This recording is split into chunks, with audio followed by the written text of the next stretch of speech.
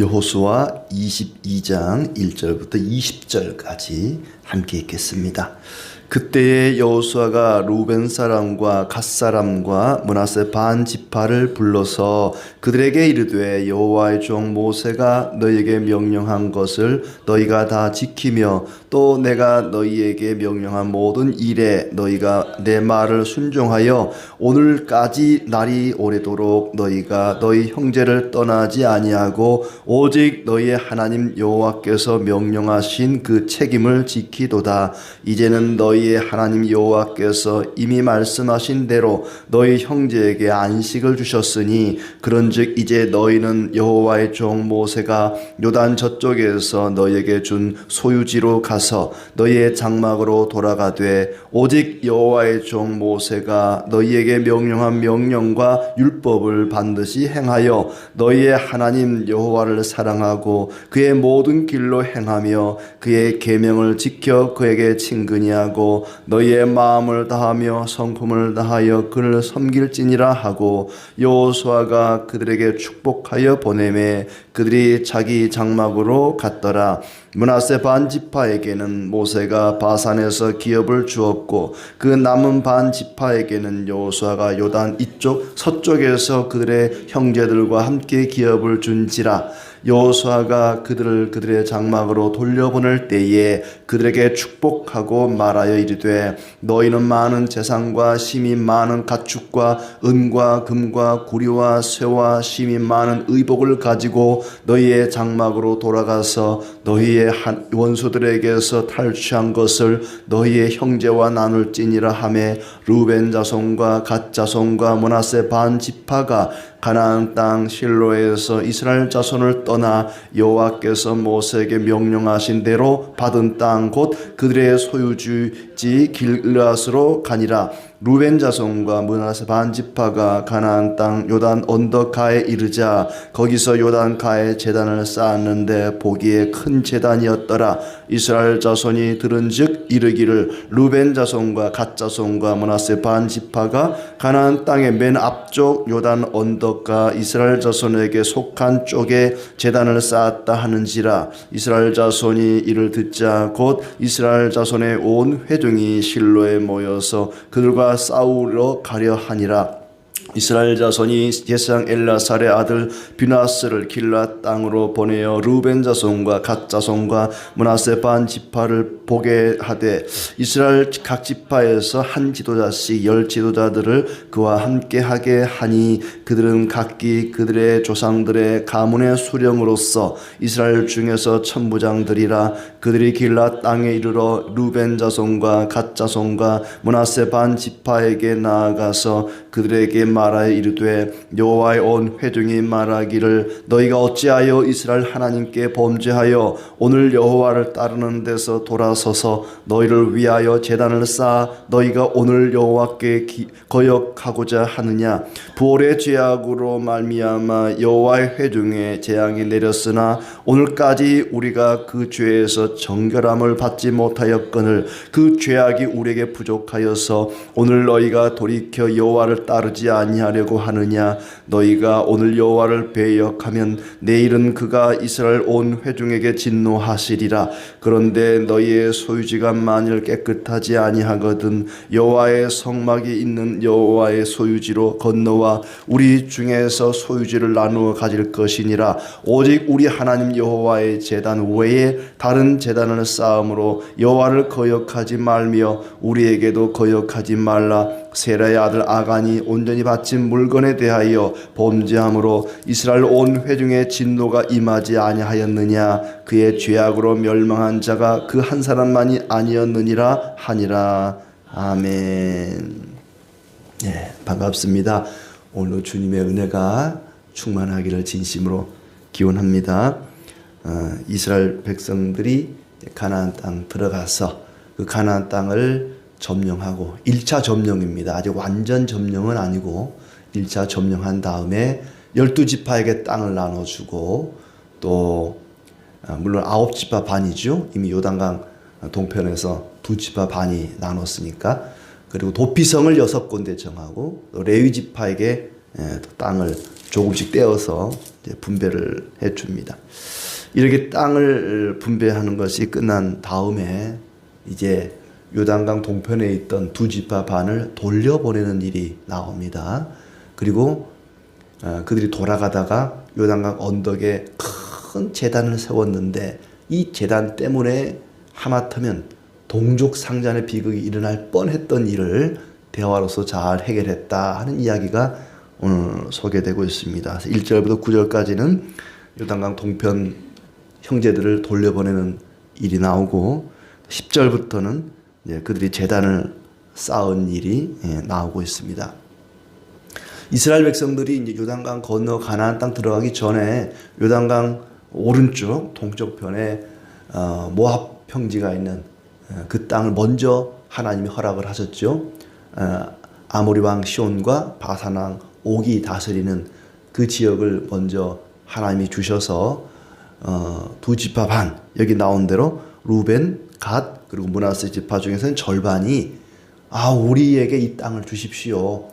가나안 땅 목적지에 가기도 전에 그 땅을 달라 그러는 거예요. 어차피 하나님이 주신 땅이니까 우리 여기서 살게 해주세요 했더니 안 된다. 여호수아가 안 된다. 그래도 주십시오. 하도 조르니까 그래 너희들에게 주마. 약속이 있다. 너희가 땅을 얻었다고 해서 가나안 땅 정복하는 데서 빠지면 안 된다.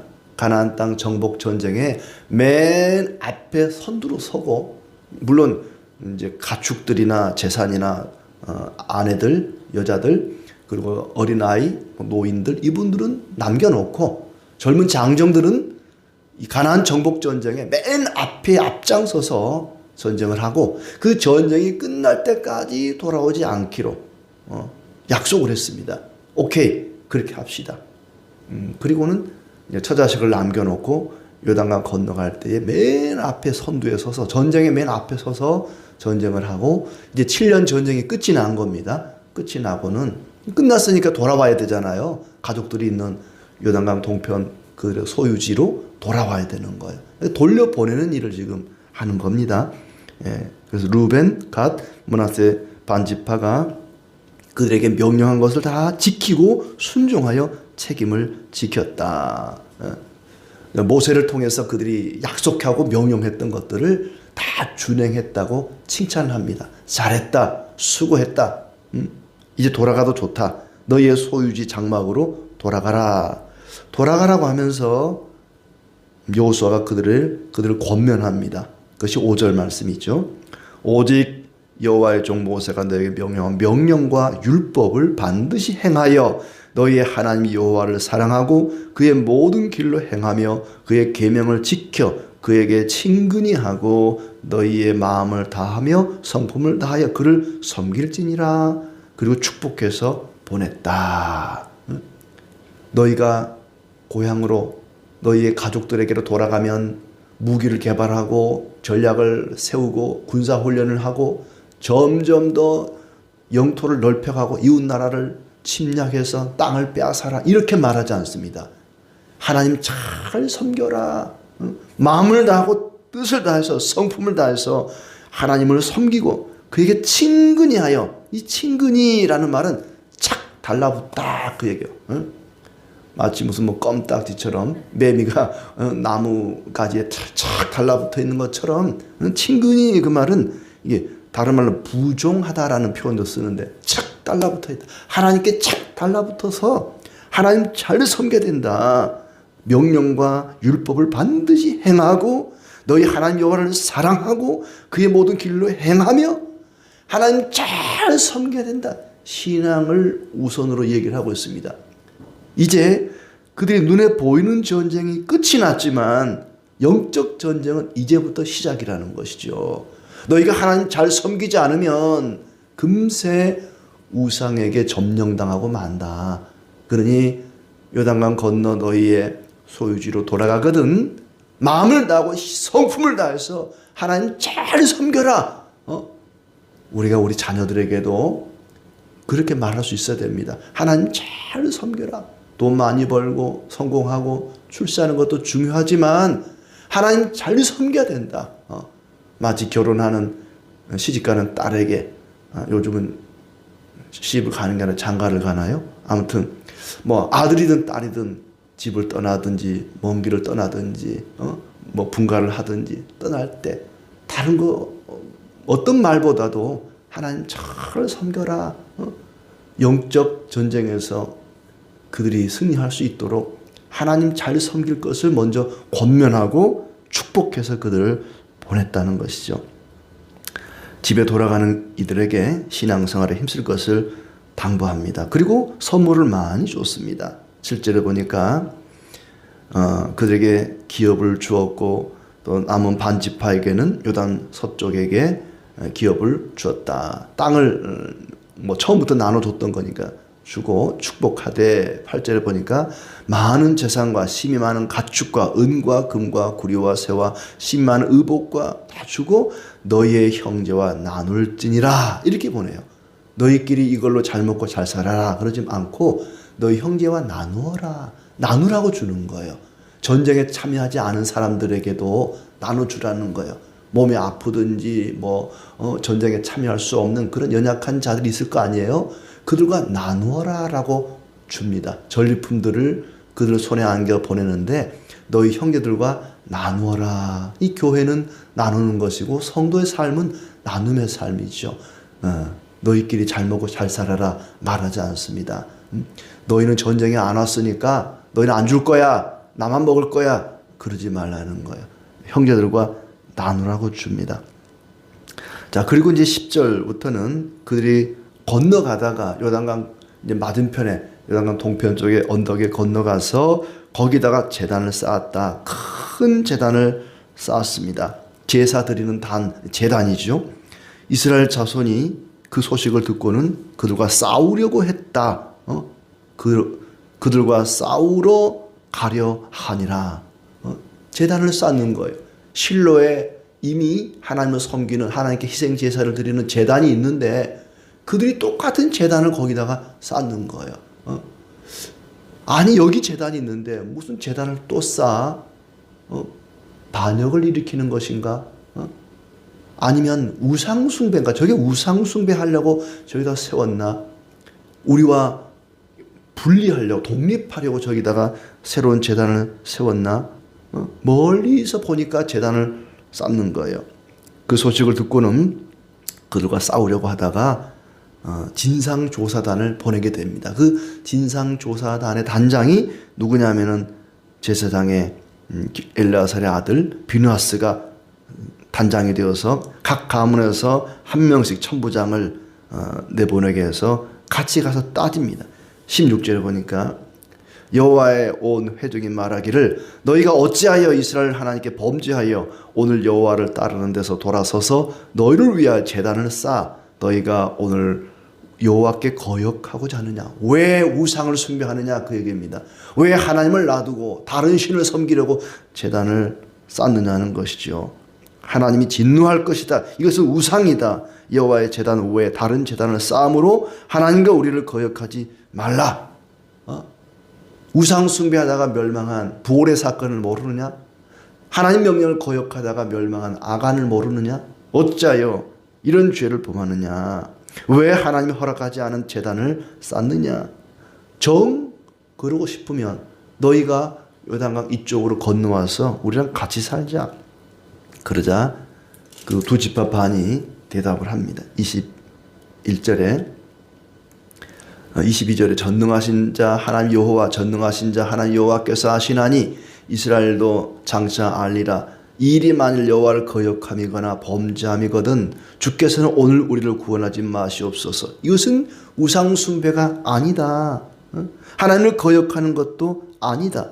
제사를 드리는 제단이 아니라 기념탑이라는 거죠. 기념비라는 거죠. 너희와 우리가 둘이 아니라 하나라고 하는 것을 나타내는 그런 상징물이다. 24절에 그 목적을 이야기합니다. 우리가 목적이 있어서 주의하고 이같이 하였노라. 후일에 너희의 자손이 우리 자손에게 말하 이르기를 너희가 이스라엘 하나님 여호와와 무슨 상관이 있느냐. 강 건너에 있으니까 요단강이 가로막고 있으니까 강 건너에 있는 이 두 지파 반에게 너희는 우리와 같은 민족 아니다. 너희와 우리는 다른 민족이다. 그렇게 떼어내려고 할 때에 이 탑을 통해서 봐라, 실로에 있는 탑과 똑같은 탑이 제단이 여기 있지 않느냐. 그러니 당신들과 우리들은 같은 민족이다. 성소에 있는 제단과 똑같은 제단이 여기 있다. 우리도 여호와를 섬기는 같은 민족이다. 너희와 우리는 한 민족이다. 훗날 후손들이 갈라지지 않도록 하나가 되게 하려고 그렇게 하는 것이다. 우리와 너희 사이에 증거가 되게 하려고 세운 것이다. 우리의 후손들이 신앙을 포기하지 않도록 맞은편에 있는 민족과 같이 여호와를 섬기는 민족이라는 것을 알게 하려고. 비록 9지파 반이 떨어져 산다고 같은 민족이 아니라고 하면 신앙을 포기할 것이 아니냐. 그런 일이 없도록 하려고 세운 것이다 했더니 비느하스가 그 말을 좋게 여겼다. 비느하스와 수령들이 그 말을 좋게 여겼다고 이야기합니다. 30절에 비느하스와 그와 함께한 회중의 지도자들 곧 이스라엘 천천의 수령들이 루벤 자손과 갓 자손과 므낫세 자손의 말을 듣고 좋게 여긴지라. 아, 오케이, 그랬구나. 우리가 오해를 했구나. 오해를 풀게 됩니다. 너희가 여호와께 죄를 범하지 않았다라고 돌아와서 보고를 합니다. 그 일이 이스라엘을 즐겁게 했다. 그리고 하나님을 찬송하게 되고 그 제단의 이름을 엣이라고 불렀다.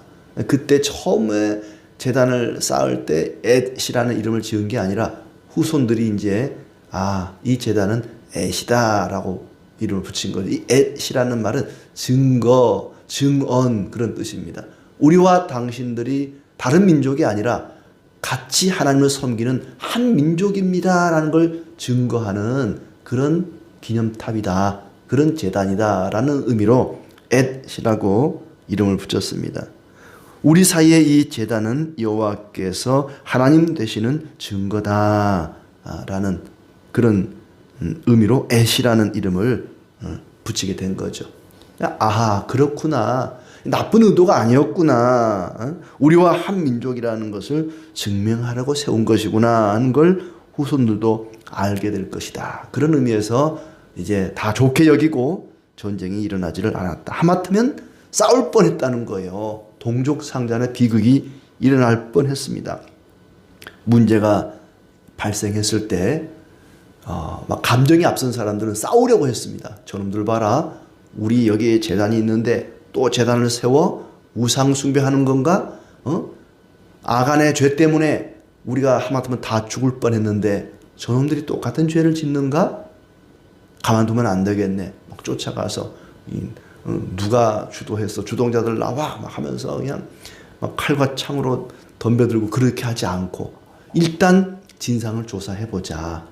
어떻게 이런 일이 발생하게 되었는지 한번 물어보자. 대화로서 문제를 풀었다는 거예요. 오해가 생겼을 때에 감정이 앞서지 않고 대화를 통해서 문제가 해결이 되고 모두가 즐거워하고 기뻐하고 하나님을 찬송하게 되는 그런 결과를 맞이하지 않습니까? 우리가 살다 보면은 오해를 할 수가 있습니다. 멀리서 보니까 탑을 세우는 거예요. 제단을 쌓는 거예요. 저놈들 봐라. 우상 숭배하네. 우리를 반역하고 하나님을 거역하네. 하마터면 싸울 뻔했는데 그 싸움 전에 먼저 대화를 통해서 문제를 해결해 나갔다 하는 것이 우리에게 참 중요한 교훈을 주고 있습니다. 그들이 분열이 되지 않고 하나가 되기 위해서는 비록 가운데 요단강이 가르고 있지만은 그들이 분열되지 않고 하나가 되는 것은 서로의 신앙을 확인하는 것이죠. 우리도 하나님을 섬기고 너희도 하나님을 섬기고 우리는 같은 하나님을 섬기는 같은 형제구나, 같은 민족이구나 하는 것을 확인하게 되는 거죠. 마치 초대교회 때의 물고기 표시, 예수님 믿으면 잡아 죽이는 그런 시대였으니까 물고기 표시를 가지고 익두스 물고기, 예수 그리스도 하나님의 아들 약자 익두스 물고기를 그리면서 서로 같은 형제인 것을, 우리가 하나인 것을 확인했죠. 요즘은 뭐 개나 소나 다 차에다가 물고기 표시 붙이고 다니면서 다니는데 그 물고기 표시가 목숨을 걸고 우리는 그리스도인입니다라는 걸 증거하는 거거든요. 예. 아무튼 마치 이 물고기 표시가 우리가 하나인 것을 이제 확인하는 표였다면 이 재단이, 이 기념 재단이 같은 신앙을 가진 형제라는 것을 확인하는, 그들이 하나인 것을 확인하고 하나님 은혜로 땅을 얻고 하나님 은혜로 구원 얻은 자인 것을 드러내는 그런 상징물이었습니다.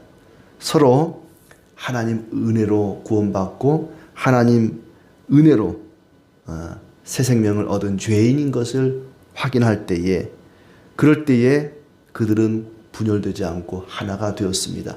교회가, 성도들이 하나가 되기 위해서는 은혜와 복음이 있어야 됩니다. 우리는 은혜로 구원받았습니다. 우리는 하나님의 은혜와 도우심으로 새 생명을 얻었습니다. 그런 신앙, 그런 마음을 가질 때 서로를 용납할 수 있고 이해할 수 있고 분열되지 않고 하나가 되고 너그러움과 아량이 생기게 되는 거죠. 나도 하나님 은혜로 구원받았습니다. 당신도 하나님 은혜로 구원받았습니다. 우리 모두 하나님의 은혜로 구원을 받았습니다. 그 은혜 위에 굳게 설 때에 서로를 용납하게 되고 또 하나가 될 수가 있습니다. 오해가 생겼을 때에 하나님의 은혜를 생각하고 서로의 마음을 헤아리고 대화를 통해서 풀어나가야 서로 하나가 될 수 있고 하나님이 원하시고 기뻐하시는 거룩한 나라를 세워갈 수 있습니다. 그 대화가 없었다면, 하나님의 은혜를 생각하지 않았더라면 그들은 서로를 죽고 죽이는 그런 비극을 겪을 수가 있었던 것이죠. 우리가 살아가면서 오해할 일이 생길 때 하나님의 은혜를 생각하고 서로의 마음을 헤아려서 우리가 성령 안에서 하나가 되어 함께 주님의 나라를 세워가는 귀한 주님의 동역자들이 되기를 진심으로 기원합니다.